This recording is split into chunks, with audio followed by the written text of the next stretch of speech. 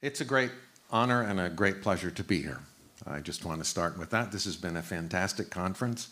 I want to thank Volker Hyde and Gabi for organizing this. It's been wonderful. David Reich was just saying I'm presenting data on archaeology, and I'm not an archaeologist. Today I want to talk about linguistics, and I'm not a linguist. But as I said earlier, I think this is extremely important. I wasn't really sure what David was going to say before me, and what I'm going to talk about is therefore going to be pretty different. I want to talk about the Indo-European part of the title of our joint paper, the genetic origins of the Indo-Europeans. And I do feel like most of the people in this audience are uncomfortable assuming an Indo-European identity, overlaying Indo-European linguistics on archaeology. So really what I want to do today is to make you more comfortable doing that and defend the Indo-European side of the title. So the location and the date of the late Proto-Indo-European homeland, and I say late, you can see in this diagram there are these two very important distinctions in the development of Indo-European languages. One threw off the Anatolian branch, and that's the only surviving information on the earlier phase of the development of Proto-Indo-European. And then late Proto-Indo-European threw off all of the other known Indo-European languages according to most reconstructions. We have a lot of data to reconstruct late Proto-Indo-European. Almost everything on this chart can be used as a resource to reconstruct late Proto-Indo-European, so it's much more richly known than the earlier phase is. So I'm going to be talking mainly about late Proto-Indo-European just because we know so much more about it. And the location and date of the late Proto-Indo-European homeland is constrained by reconstructed late Proto-Indo-European words. That's where I start. It's a linguistic problem at its heart, and so you must start with linguistic evidence. Words and their dated archaeological correlates, and that's how you bring in archaeology. And late Proto-Indo-European gives at least 4 constraints on the location and the date of the late Proto-Indo-European homeland. I've recently published a paper in which the title is 10 constraints on the Indo-European homeland, but I have time here for just the first 4. So constraint number 1 is wheels. Late Proto-Indo-European contained at least 5 reconstructed terms for wheeled vehicles. We know from a large amount of data that wheels were invented after about 3500 BC. There's virtually no evidence for wheels before that. And between 3500 and 3000 BC, we have evidence for wheels both in at least 300 actual wheel and cart, wagon and cart burials in the steppes, and written signs for wheeled vehicles in Mesopotamia, 2-dimensional images at sites like Zushin, which were talked about earlier in this conference, 3-dimensional images famously in Hungary and burials in Hungary. There is a whole chorus of data on the existence of wheeled vehicles after 3500 BC, and the chorus is absolutely silent before 3500 BC. We can be pretty certain about the date of the invention of wheels. So wheels were invented after 3500 BC, therefore late Proto-Indo-European had to be spoken after wheels were invented, because here are at least 2 terms for wheel, 1 for the shaft hole or thill, 1 for axle, and 1 verb for to go or convey in a vehicle. Just like if you read a text that contains the word hard drive in the text, that text was written after 1978 because that word could not have existed before 1978. A vocabulary with wheeled vehicles richly represented in it had to be spoken after 3500 BC. Right there, we have late Proto-Indo-European was spoken after 3500 BC. Constraint number 2 is the terminology for cultivated plants, which Koos Kroenen and his crew have been looking at for the last few years and have published on. And this is taken from his work. The agricultural terminology is weak in early Proto-Indo-European, as we can reconstruct it, and it is stronger in late Proto-Indo-European, but it's pretty weak in both of them. Early Proto-Indo-European, or the Anatolian branch, has 2 really verifiable roots. The meanings of them vary, and so some people say we can say that one of these roots probably means barley, but being really strict about it, we can say that both of them mean edible seed, and that could actually refer to a wild plant. And their team said, here's the quote, "The scarcity of shared cereal cultivation and processing vocabulary at this stage, early Proto-Indo-European, strongly contradicts a deeply agricultural language community and thus disqualifies the Anatolia hypothesis." So late Proto-Indo-European has 5 acceptable roots referring to agriculture. And I would just like to point out that, again, the seed roots have variable meanings, wheat, barley, a variety of other things. And so we can't really say what any one of these roots referred to, what kind of seed. But 2 of them contain a root for plow. There's a reference to a plow, and there's a reference to plowed field. And plows, as we are now realizing, I was just talking to Johannes Muller about this. He's recently co-authored a paper which goes over the evidence for the existence of ards in prehistoric Europe. And ards can be dated pretty confidently after 3600 BC. They might be there a little bit earlier. But like the wheels, we can tie this vocabulary to dated archaeological correlates after 3600 BC.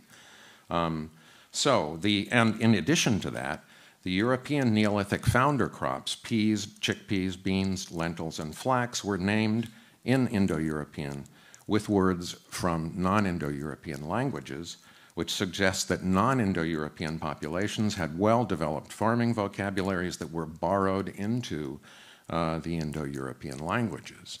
So we put these 2 constraints together, 1 and 2 together. If the late Proto-Indo-European homeland is constrained to regions with wheeled vehicles, but with little or no evidence for agriculture as late as 3500 BC, we get the Pontic-Caspian steppes and northern Europe, the Baltic, and Scandinavia. That's where we're constrained to after 3500 BC. Constraint number 3 is terminology for milk products. The late Proto-Indo-European roots for dairy, here they are, to milk. There's a word that probably means sour milk, a word that probably means buttermilk, a word that probably means cheese, and there's the basic word for cow, which is shared with Anatolian. Late Proto-Indo-European had multiple dairy foods just from the linguistic evidence. Early Proto-Indo-European did not attest these roots. It had another root for milk, and perhaps, therefore, a split before dairy foods were widespread in the Proto-Indo-European homeland. So what is the evidence, the archaeological evidence that we can correlate with this vocabulary? This was a study published in Nature in 2021, authored by Siobhan Wilkin. I was a co-author, looking at dairy peptides preserved in human dental calculus for a variety of steppe individuals from different time periods. And as you can see on the left, those are E-Neolithic samples dated between 4500 and 4000 BC. Looking for dairy peptides, there's one individual from Falinsk who might have a dairy peptide, but this is contradicted by another aspect of the same individual. We can't be sure that that's really there. And on the right, Yamnaya dairy peptides in dental calculus, it's virtually ubiquitous throughout Yamnaya. They're drinking cow milk, they're drinking sheep and goat milk, and there's 2 individuals on the lower Don who have evidence for drinking horse milk, which is the earliest protein peptide evidence for horse milk consumption that has been developed so far, and certainly proves that horses were domesticated by this time. Nobody is going to try to go out and milk a wild horse, or they will only try it once. Constraint number 4 is horses and horseback riding. This is a complicated subject. I've given you an image there of Przewalski horses. Przewalski horses are, we now know, in the lineage, the genetic lineage Dom1, and are not related to modern domesticated horses, but they probably looked like them. And so I've given you another image from Mycop chieftain's grave, engraved on a silver vase, and you can see that that horse looks very much like a Przewalski horse. Now that horse in the North Caucasus should be a Dom2 horse. That's where Dom2 horses lived. But it probably looked very much like a Przewalski horse, the thick neck, the big head, and stocky body and short legs. If we're talking about Yamnaya people riding horses or Mycop people riding horses, this is probably the kind of horse that they were riding, or it looked like this.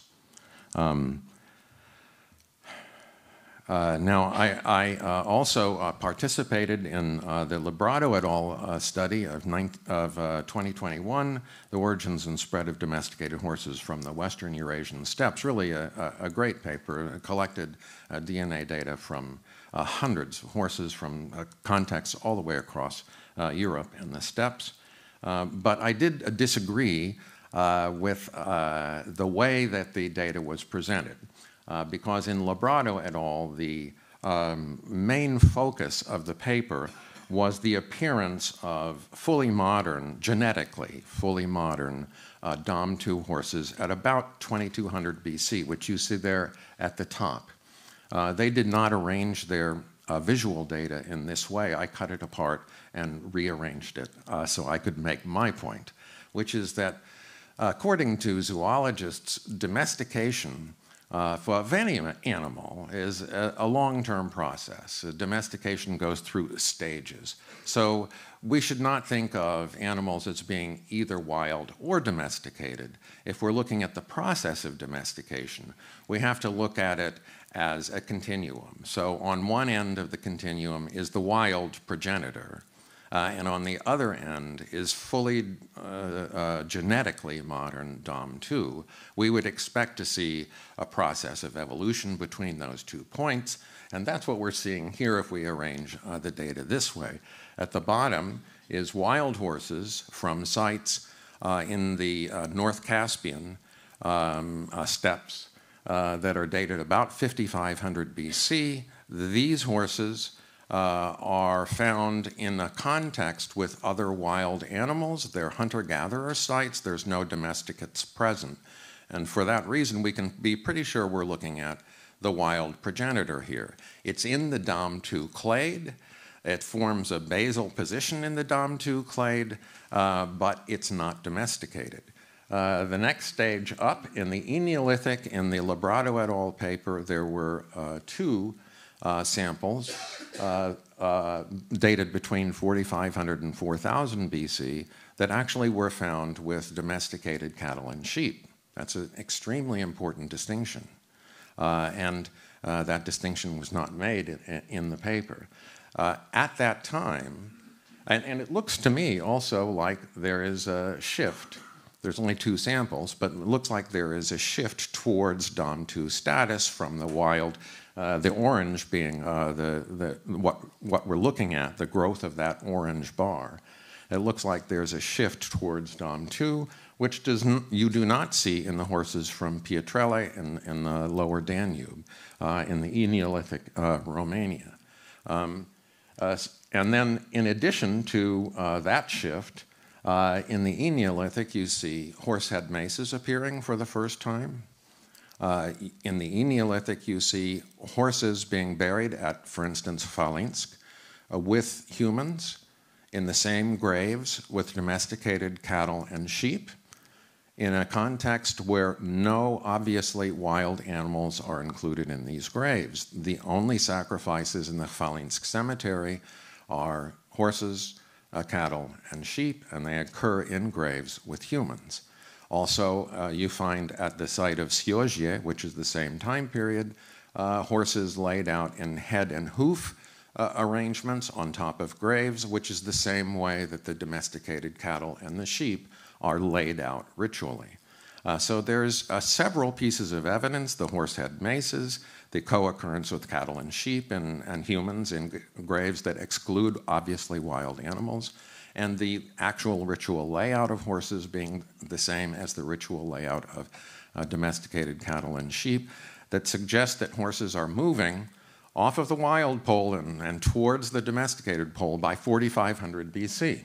And then we have Yamnaya horses, which are 95% Dam-2. They have almost all of the genetic shifts that you see in genetically modern Dam-2 horses, but not quite all of them. And then finally, in about 2200 BC, we see the emergence of Dam-2 horses, and it's clear that they were superior.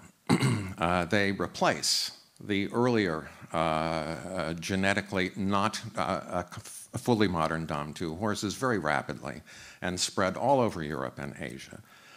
So there was an improvement in those animals in 2200 BC that probably relates to genes for excitability and genes for tolerance of weight on the back and the lumbar region. Both of those are adaptations to living with humans and to being ridden.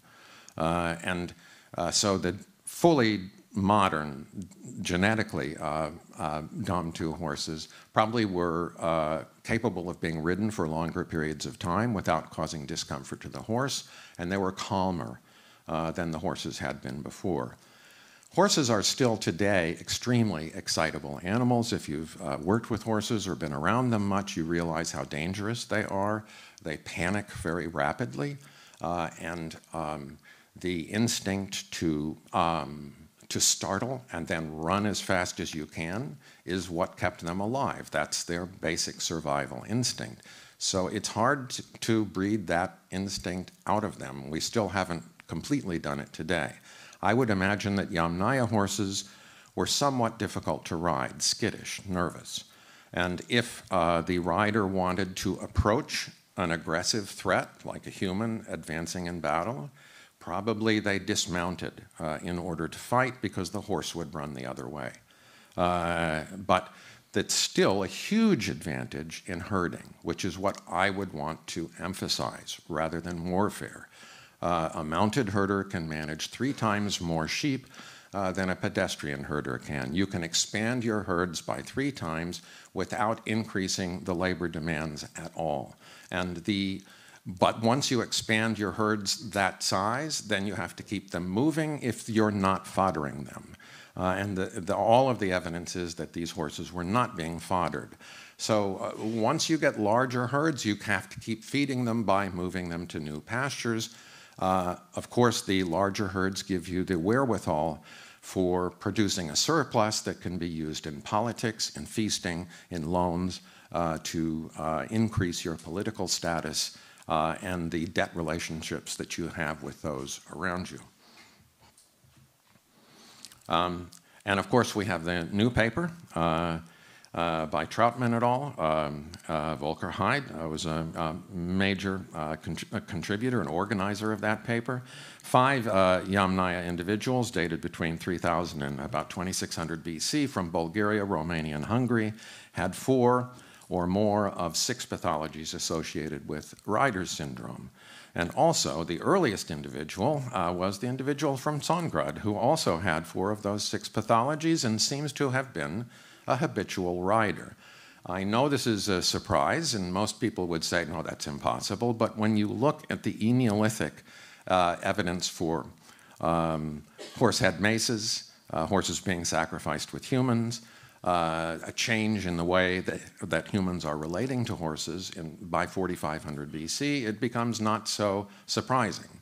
if someone is beginning to ride horses by the time of Songrad. And of course, that would give them a mobility that might explain why the people of the Berezhnovka ancestry were able to skip all the way across Ukraine without picking up any genetics from the North Pontic region and arrive in southeastern Europe carrying Lower Volga or CLV genetics. And of course, wagons and horseback riding were the two major technical requirements for the development of nomadic pastoralism. I have a reference at the bottom of this slide to a paper I've recently published in a volume edited by Christensen and Huskrunen, and it recently won just this week, won the Best Scientific Book Prize at the American Society for American Archaeology conference in New Orleans, which is a huge, I think, a wonderful result, and shows that my American colleagues are paying a lot of attention to what's going on in this room today. I can't give the entire argument for Yamnaya being the beginning, the people who invented nomadic pastoralism in the Eurasian steppes. That's contained in this article. But I do believe that there's substantial evidence that they were. There's evidence from the disappearance of settlements in the North Pontic region. This rapid expansion that David has just described of a single clan, what was it that drove their expansion? I believe that expansion can be explained because they invented a new economy, a highly mobile economy that is based on the combination of wagon transport, which allows you to transport your heavy residential needs anywhere you go, plus horseback riding, which greatly increased the size of the herds and therefore the value of animals in human economies from this point forward into the Bronze Age. As Amy Bogard has written in a variety of places, animals become really a different kind of currency in human societies from this point forward, and it's because ultimately of the invention of a new economy that was able to take advantage of the intervalley plains in the Eurasian grasslands. Before this, in the Neolithic, most occupation was confined to the rich river valleys, which are like narrow ribbons of high resources that go for hundreds of kilometers through a very low resource environment. And that the grasslands, people can't eat grass, the grasslands had been really underexploited before Yamnaya. And it's in Yamnaya that you begin to see cemeteries for the first time being placed, Kurgan cemeteries being placed out in the inter-river valley plains, which is the great majority of the Eurasian steppes. So by inventing this new nomadic economy, the Yamnaya people were able to harvest the bioenergy of the Eurasian grasslands for the first time in human history. And they had this huge niche open to them that they expanded into.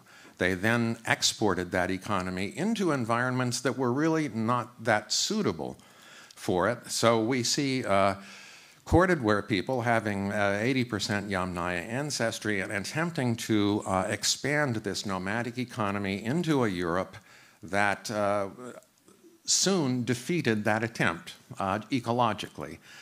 So there's a increase in mobility during Corded-ware, and it comes right back already in Belbeeker to being a much more sedentary economy in Europe, which is not really suited for nomadic pastoralism the way the Eurasian steppes are. So those are the main constraints on identifying the Yamnaya expansion as the expansion that carried late Proto-Indo-European languages both eastwards to the Altai and westwards into Europe all the way ultimately to Scotland.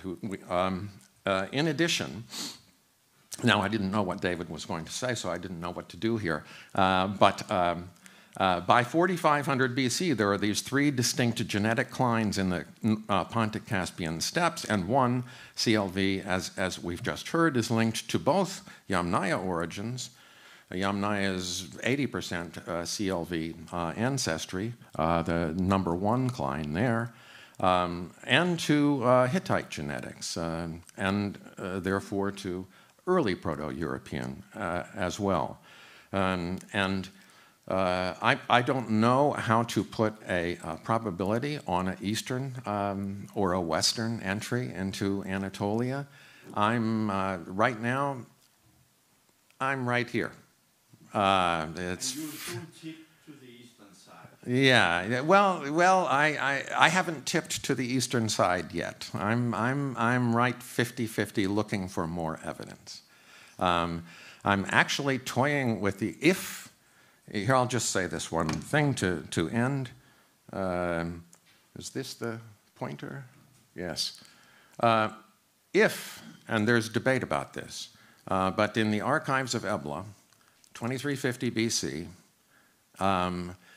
there are these names that are not normal for the region and which have been identified as early Indo-European Anatolian branch names. There's controversy about whether these are really Anatolian names or not, but at 2350 BC, it's hundreds of years before the Hittites. And the place where they show up is right here in Cilicia, the men of army, A-R-M-I.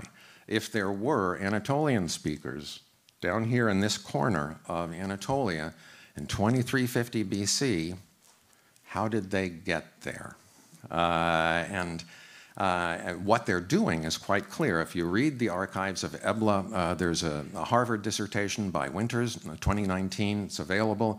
It's fascinating. He goes through the whole archives of Ebla and their contents. And it's clear that what was happening is that Ebla was down here. They were getting all of their silver from the men of army. The army was their number one trade partner in the north. Silver from Anatolia was coming down to Ebla, and from Ebla was being distributed to Mesopotamia. This is the best choke point in the richest trade in the ancient world at the time. If you want to get rich, that's where you want to be. Right in between the source of the silver and the buyers of the silver in Mesopotamia, and that's where the men of army were. They also were extremely interested in equids. They're being given local equids and equid control whips, that kind of thing, by the local officials. If they are Anatolian speakers, they're kind of close to these two sites where we have genetic evidence for people with CLV ancestry. So just putting dots together on a map, if men of army are here and we have genetic evidence for CLV steppe-based people at those two sites, and at one of them it's before it's EB2. One of them is EB2. It could be 2500, could easily be 2350 BC, contemporary with the men of army. I'm even considering, and this is just total speculation, so I'll probably embarrass myself. I'm even considering a southern entry. This is how open I am. On the Crimea, there are several hoards of metalwork, really rich hoards of metalwork from the Eastern Mediterranean side metalwork, dated to about 2400 BC. Could they be in ships coming all the way around and coming up from the southern coast? I'm just saying that, putting these dots together on a map. I'm even thinking about that maybe they arrived by sea. Tacitus, the Roman historian, said that the Germans were indigenous to, in his Germania, that the Germans were indigenous to Germany. And you knew that because in ancient times, he said, all large migrations came from the sea. I think he was thinking about the Greeks, but it's true. That's how the Greeks colonized the Black Sea and southern Italy. And the shores of Germany the seas were so dark and violent that nobody could land there. And therefore, nobody ever came into Germany, and that's the argument that the Germans were indigenous there. Of course, the argument can't be accepted, but the observation that he had that in ancient times all major migrations came from the sea is kind of interesting, that idea was there in a guy who lived in 100 AD. So in terms of how we get Indo-European languages from the steppes into Anatolia, I think we're still, at least in my mind, we're still wide open. Eastern entry is certainly possible. Western entry is possible. I'm even playing with the southern entry. But I think that archaeologists should be comfortable with saying that a Proto-Indo-European, late Proto-Indo-European can be correlated with Yamnaya and the Yamnaya expansion. It's not an assumption. We're not making some sort of an assumption that genetics are being reduced, biology is being reduced to language, or language is being reduced to biology. It's not a reductionist argument at all. There's logical boxes that we can constrain where Proto-Indo-European was spoken. And once we accept that Yamnaya expansion is the expansion of at least late Proto-Indo-European languages, then we have available to us the vocabulary, which is what has always driven me, is to have the equivalent of a text projected into a world without texts. And with that text, we can understand at a much higher level the kinds of questions we're grappling with today about gender, about ideology, about the role of male warrior bands. And we ought to be using those resources, and I hope that we can feel more comfortable with using them and applying them to things like the genetic data that you've just heard today. Okay, thank you very much.